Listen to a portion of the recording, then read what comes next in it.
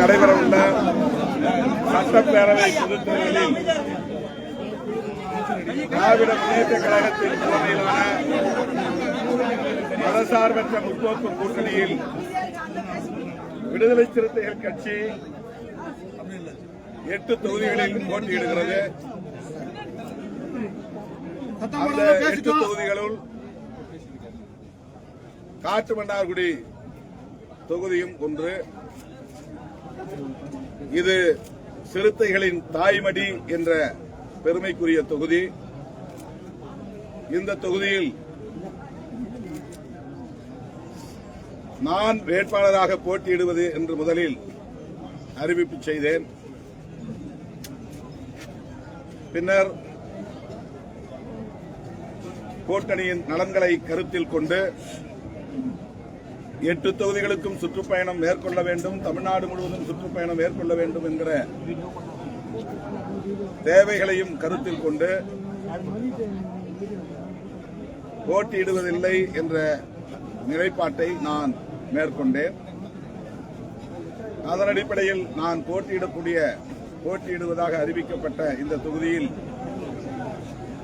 நான் பெரிதும் மதிக்கிற இந்த மண்ணில் தேசிய அளவில் இளைய பெருமாள் கமிஷன் என்கிற கமிஷனின் தலைவராக இருந்து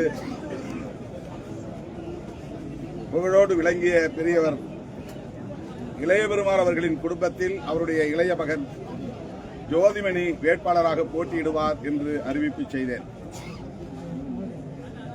அதன் அடிப்படையில் இன்றைக்கு ஜோதிமணி அவர்களின் வேட்புமனு தாக்கல் சிறப்பாக நடந்தேறியுள்ளது. மாண்புமிகு அமைச்சர் அண்ணன் MRK பன்னீர்செல்வம் அவர்களும் தோழமை கட்சிகளை சார்ந்த முன்னணி பொறுப்பாளர்களும் வேட்புமனு தாக்கல் நிகழ்வில் பங்கேற்றிருக்கிறோம். காட்டுமன்னார்குடி, பண்ருட்டி ஆகிய 2 தொகுதிகளில் கடலூர் மாவட்டத்தில் விடுதலை சிறுத்தைகள் கட்சி போட்டியிடக்கூடிய வாய்ப்பை பெற்றிருப்பது பெரும் மகிழ்வை தருகிறது. கடலூர் மாவட்டத்தில் உள்ள 9 தொகுதிகளிலும்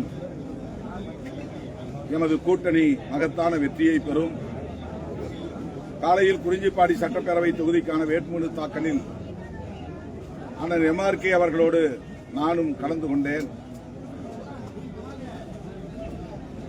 தமிழ்நாடு முழுவதும் திமுக தலைமையிலான கூட்டணிக்கு பேராதரவு தெரிகிறது. அது மேலும் மேலும் பெருகி வருகிறது. 200க்கும் மேற்பட்ட இடங்களில் எமது கூட்டணி வெற்றி பெறும் என்கிற நம்பிக்கை உள்ளது. எங்கள் கூட்டணியின் பலம் அதற்கு முதன்மையான காரணம். அரசின் சாதனைகள் 2வது காரணம். திமுகவின் தேர்தல் அறிக்கை 3வது காரணம். இந்த 3ம் எமது கூட்டணிக்கான பெரும் பலம். ரூபாய் 8000க்கு மதிப்புள்ள பொருள்களை குடும்ப பெண்கள் பெற்றுக்கொள்ள முடியும் என்பதற்கான ஒரு கூப்பன் திட்டத்தை, இல்லத்தரசிகளுக்கான கூப்பன் திட்டத்தை திமுக தலைவரும் தமிழ்நாடு முதல்வருமான அண்ணன் தளபதி ஸ்டாலின் அவர்கள் வெளியிட்டிருக்கிறார். அது இன்றைக்கு தேசிய அளவிலே பேசுபடு பொருளாக மாறியிருக்கிறது. வெறும் தேர்தல் வாக்குறுதிகளை அள்ளி இறைக்காமல் ஆக்கப்பூர்வமான கட்டமைப்பு வசதிகளை பெருக்கக்கூடிய வகையில் தொலைநோக்கு பார்வையோடு, அறிவியல் நோக்கோடு திமுக தேர்தல் அறிக்கை உள்ளது. இந்தியாவிலேயே பிற மாநிலங்களை விட தமிழ்நாடு பள்ளி கல்வி, உயர்கல்வி, மருத்துவம், சுகாதாரம் போன்றவற்றில் ஒரு முன்னோடி மாநிலமாக விளங்குகிறது. அந்த அளவுக்கு தமிழ்நாட்டை ஒரு வளமுள்ள மாநிலமாக ஆக்கியதில் திமுக அரசுக்கு பெரும் பங்கு உள்ளது என்பதை நாட்டு மக்கள் உணர்ந்திருக்கிறார்கள். ஆகவே மீண்டும் திமுக அரசு மலரும் என்கிற வகையில் தமிழ்நாட்டு மக்கள் பேராதரவு நல்கி வருகிறார்கள். விடுதலை சிறுத்தைகள் கட்சியின் பங்களிப்பு மகத்தானது. இந்த கூட்டணியை கட்டுக்கோப்பாக வைத்திருப்பதில், சிதறவிடாமல் பாதுகாத்ததில் விடுதலை சிறுத்தைகள் கட்சிக்கு முதன்மையான பங்கு உண்டு. அந்த வகையிலே நாடு தழுவிய அளவில் விடுதலை சிறுத்தைகளின் பேராதரவு இந்த கூட்டணியின் வெற்றிக்கு கணிசமாக அமையும். காட்டுமன்னார்குடி தொகுதியில் போட்டியிடக்கூடிய வேட்பாளர் ஐயா இளைய பெருமாள் அவர்களின் இளைய மகன் அண்ணன் MRK பன்னீர்செல்வம் அவர்களின் நல்வாழ்த்துக்களோடு களம் காண்கிறார். அவருக்கு உங்களுடைய ஒத்துழைப்பு தேவை. வணக்கம்.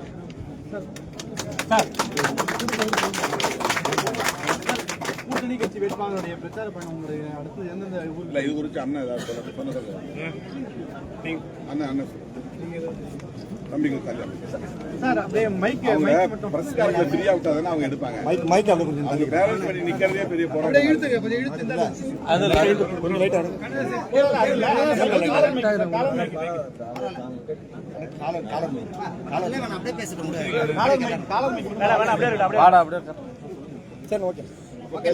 நம்முடைய காட்டுமன்னார்குடி எங்களுடைய கூட்டணி வேட்பாளர் கூட்டணியை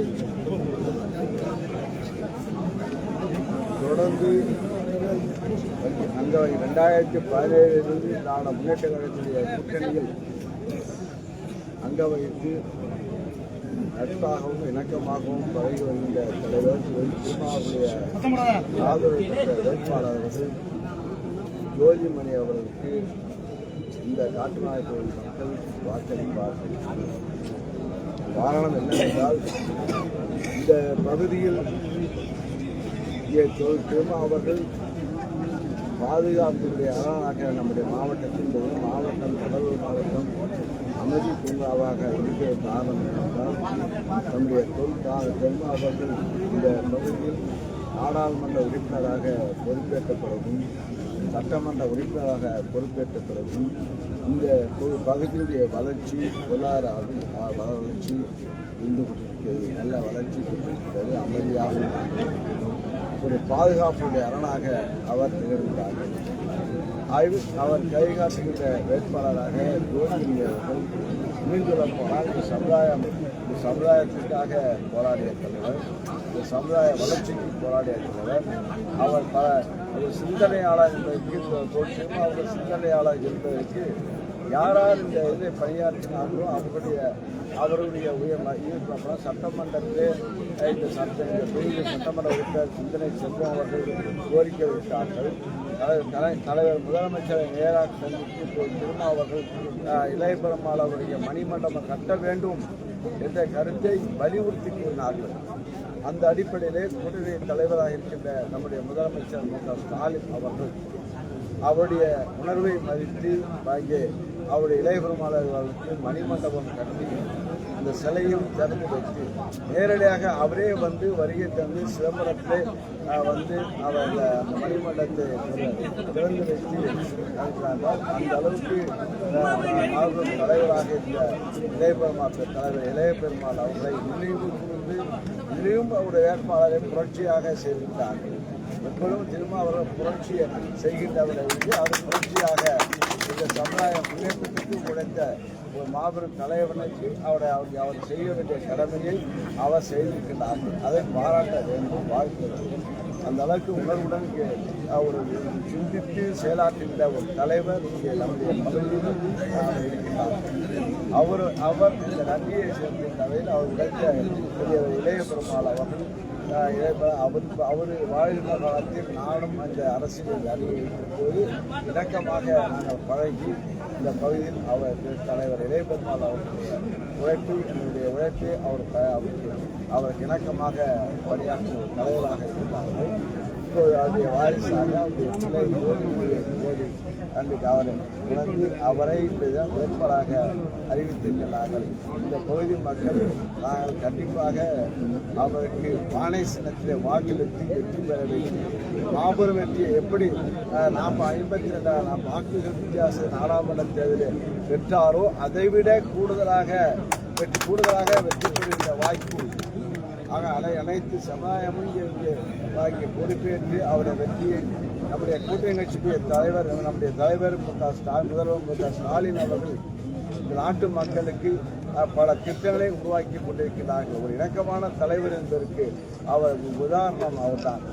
ஏனென்றால் சில நம்முடைய எழுத்திருக்கின்ற அதிமுகவினர் வாக்கை கூட்டணி கட்சியுடைய வாக்கை பெற்று கொண்டு உடனே ஆட்சி பொறுப்பேற்ற பிறகு அந்த கூட்டணியை கலைத்து விட்டு கூட்டணியை கட் செய்துவிட்டு யாரால் வெற்றி பெற்று அவர்களும் ஒதுக்கிவிட்டு அவர்கள் ஆட்சி புரிந்து கொண்டிருந்தார்கள்.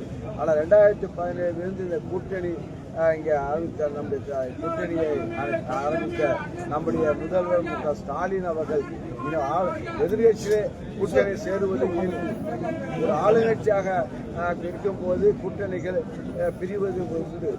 ஆனால் அதெல்லாம் பிரியாமல் மேலும் வலுவூட்டுகின்ற அளவுக்கு இந்த கூட்டணி வருகிறார்கள். ஒரு இணக்கமுள்ள தலைவராக நம்முடைய முதலமைச்சர் இருக்கின்ற காரணத்தால் தான் அவர் இங்கே கூட்டணி தலைவர்களும் அவருக்கு உணர்வுபூர்வமாக இந்த அரசு ஆற்றிய சாதனைகள் மருத்துவத்திலும் முதலிடம், விவசாயத்திலும் முதலிடம், மக்களை பேணி காப்பதிலும் முதலிடமாக இந்த ஆட்சியை புரிகின்ற காரணத்தால் கூட்டணி ஆதரவளித்து மீண்டும் அவரை முதலமைச்சர் ஆக வேண்டும் என்ற அடிப்படையில் இந்த கூட்டணி தோன்றியிருக்கிறது, நிறுத்திக் கொண்டிருக்கிறது. ஆக நம்முடைய சின்னமாக பானை சின்னத்தை கையில் ஏந்த வேண்டும். முரசு ஒழித்து கையால் பானையை அள்ளி அங்கே சூரியனுக்கு வழிபாடு செய்கின்ற வகையில் சூரியனாக முதலமைச்சர் ஸ்டாலின் முதலமைச்சர்களுக்கு இந்த கூட்டணி வலுவுள்ள கூட்டணியாக இருந்து ஆக இதை நாங்கள் முழுமனதாக உணர்வாக இந்த கொள்கை கூட்டணியை நாங்கள் ஆதரித்து வெற்றி பெற வைப்போம் என்ற சூழலை ஏற்போம் என்ற நேரத்தில் தெரிவித்துக் கொண்டு எங்களுடைய வாழ்த்தையும் தெரிவித்துக் கொள்கின்றேன்.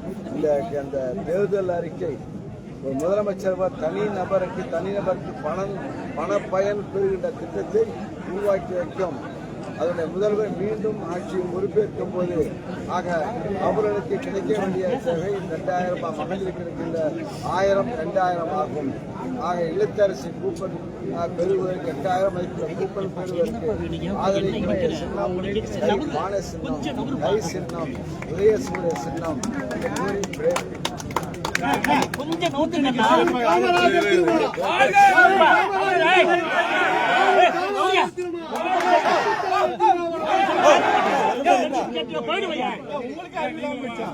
மாண்புமிகு அமைச்சர் பன்னீர்செல்வம் அவர்கள் கூறியதைப் போல இன்றைக்கு கடலூர் மாவட்டத்தில் ஒரு சமூக நல்லிணக்கம் நிலவுகிறது. ஒரு காலத்தில் LEP அவர்களும் MRK அவர்களும், அதாவது அவருடைய தந்தை அவருடைய தந்தை எதிரும் புதிருமாக அரசியல் செய்த காலம் உண்டு. சில தலைமுறைக்கு முன்னால் அந்த நிலை முற்றிலும் மாறி இன்றைக்கு MRK அவர்களின் வாரிசும் LEP அவர்களின் வாரிசும் ஒற்றுமையாக இந்த களத்திலே நிற்பது என்பது வரலாற்றில் நிகழ்கிற ஒரு புரட்சி. இந்த நல்லிணக்கத்தை பேணி பாதுகாப்பதில் திருமாவளவனுக்கும் பங்கு இருக்கிறது. அதை நான் பொறுப்புணர்வோடு உணர்ந்து அந்த நல்லிணக்கத்தை பாதுகாப்பதில் என்றைக்கும் உறுதியாக இருப்பேன். சமூகத்தில் நாம் அனைவரும் சகோதரத்துவத்தோடு வாழ வேண்டும், நல்லிணக்கத்தோடு வாழ வேண்டும் என்கிற பார்வை, தொலைநோக்கு பார்வை திருமாவளவனுக்கு உண்டு. இது வரலாற்றில் ஒரு புதிய நிகழ்வு. மறைந்த தலைவர் MRK அவர்களின் வாரிசும் மறைந்த தலைவர் LEP அவர்களின் வாரிசும் இன்றைக்கு இந்த களத்திலே கைகோர்த்து நிற்கிறார்கள். அதை ஏற்படுத்திய புரட்சிகர நடவடிக்கையை திருமாவளவன் செய்திருக்கிறான் என்கிற ஒரு மகிழ்ச்சியோடு நான் நம்முடைய வேட்பாளரை சில கருத்துக்கள் சொல்லும்படி கேட்டுக்கொள்கிறேன். அப்படி தள்ளி வைக்கிறேன்.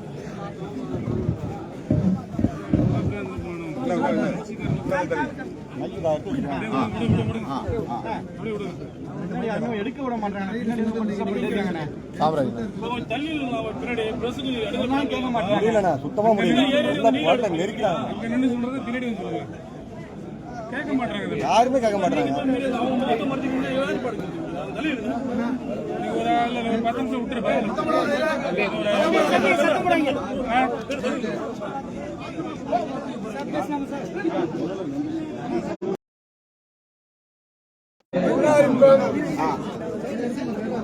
அமைச்சரையா அவர்களுக்கும் விடுதலை சிறுத்தைகளின் அண்ணன் திருமா அவர்களுக்கும் என்னுடைய முதற்கண் நன்றி கடந்த வணக்கத்தை தெரிவித்துக் கொள்கிறேன். என்னுடைய வாழ்நாளிலே பல இயக்கங்களை பயணித்து இன்று சிறுத்தைகள் என்ற விடுதலை சிறுத்தைகள் இணைந்து என்னுடைய பயணத்தை தொடங்கியிருந்தேன். இன்று முதல் நான் விடுதலை சிறுத்தைகளினுடைய தூணாக நின்றேன் என்று உறுதி கொள்கிறேன். சிலர் ஏதோ இன்று வருவார் நாளை ஓடி போய்விடுவார் என்று கூறிக்கொண்டிருக்கிறார்கள். அதற்கு அப்பாற்பட்டு நான் எப்படி வாழ்கிறேன், எப்படி செயல்படுகிறேன் என்பதை ஐயா இந்திய அவர்கள் பேசியுள்ளார்கள். அவர்களுக்கு ஆட்சியுடன் அவருடைய முதலீடு இணைந்து நான் அண்ணனுடைய சமாதானத்தோடு வாழ்வேன் என்று கூறி எனக்கு வாய்ப்பளித்து இந்த தொகுதியிலே என்னை வேட்பாளராக அறிமுகப்படுத்தியதற்கு அண்ணனுக்கும் ஐயா மந்திரி அவர்களுக்கும் அவருடைய பொதுமக்கள் அவர்களுக்கும் மற்றும் அனைத்து கட்சி சகோதரர்களுக்கும் அனைத்து சமுதாய மக்களுக்கும் என் சமுதாய மக்களுக்கும் நன்றி கூறி விடைபெறுகிறேன். நன்றி, வணக்கம். ஆணை சின்னம் என்னுடைய சின்னம் ஆணை சின்னம் என்னுடைய சின்னம் ஆணை சின்னம் விடைபெறுகிறேன். நன்றி, வணக்கம்.